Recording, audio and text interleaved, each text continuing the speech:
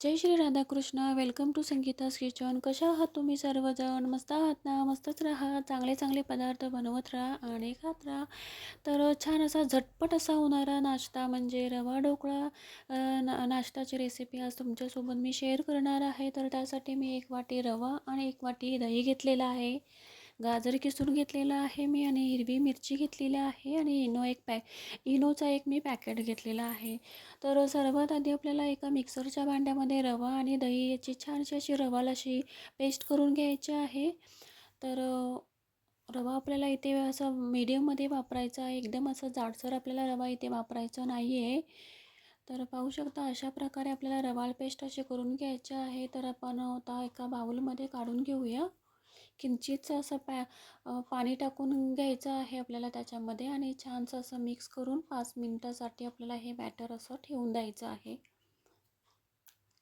झटपट होणारा नाश्ता आहे आणि मेन म्हणजे आपल्याला या नाश्त्यासाठी लागणारे साहित्यही फारसे नाही आहेत. कमी साहित्यामध्ये होणारा हा नाश्ता आहे.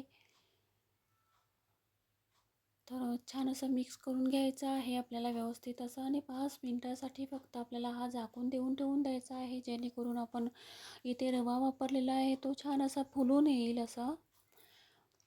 मॉर्निंग किंवा इव्हनिंग ब्रेकफास्टसाठी हा तुम्ही असा गरमागरम असा नाश्ता करू शकता किंवा अचानक अशा तुमच्याकडे जर पाहुणे वगैरे आले तर तेव्हाही तुम्ही असा रवा ढोकळा नाश्ता झटपट असा बनवून बनवून पाहुण्यांसाठी खायला देऊ शकता. तर पाहू शकता 5 मिनटं इथे झालेले आहेत आणि इथे आपल्याला आता बारीक चिरून घेतलेली आपण मिरची टाकून घ्यायच्या आहे आणि किसून घेतलेला गाजरही आपल्याला इथे याच्यामध्ये टाकून घ्यायचा आहे आणि किंचितचं असं मीठ आपल्याला टाकून घ्यायचं आहे. चवीपुरतं मीठ इथे आपल्याला टाकून घ्यायचं आहे आणि अर्धा चम्मच साखर टाकून घ्यायचं आहे. त्याने ढोकळ्याला आपला टेस्ट खूप अशी छानच येईल. भन्नाट अशी चव येते याच्यामुळं. हे मिश्रण आपल्याला व्यवस्थित असं मिक्स करून घ्यायचं आहे. एकाच डायरेक्शनमध्ये आपल्याला मिक्स करत राहायचं आहे व्यवस्थित, जेणेकरून आपण ज्या याच्यामध्ये गाजर मिरची वगैरे काही जे टाकून घेतलेलं आहे ते छान असं याच्यामध्ये मिक्स होऊन जाईल आणि रवा ढोकळा आपला छान असा मस्त असा होईल. तर आत्ता याच्यामध्ये आपल्याला इनो वापरायचा आहे. इथे मी अर्धा चम्मच इथे इनो वापरलेला आहे.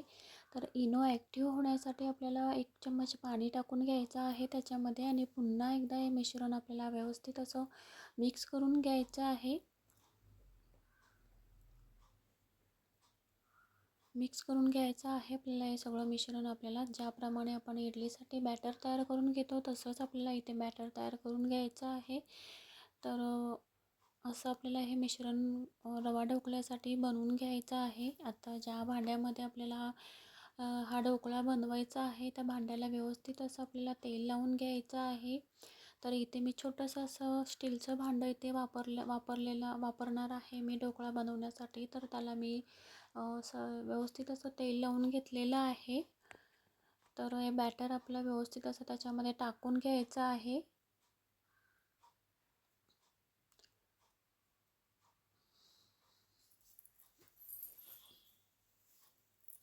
आणि व्यवस्थित असं आपल्याला टॅप करून घ्यायचं आहे, जेणेकरून त्याच्यामध्ये हवा राहणार नाही.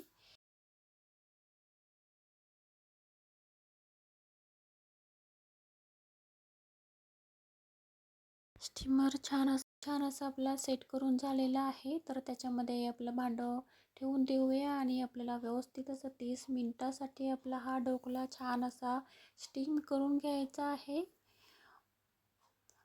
गरमागरम ढोकळा खायला खूपच असा छान लागतो. तर तोपर्यंत आपण चटणी बनवून घेऊया. तर त्यासाठी मी इथे ओला नारळ वापरलेला आहे. तर मिक्सरच्या भांड्यामध्ये खोबऱ्याचे तुकडे टाकून घेऊया. ओल्या खोबऱ्याचे तुकडे टाकून घेऊया. त्याच्यामध्ये कांदा लसूण टाकून घेऊया.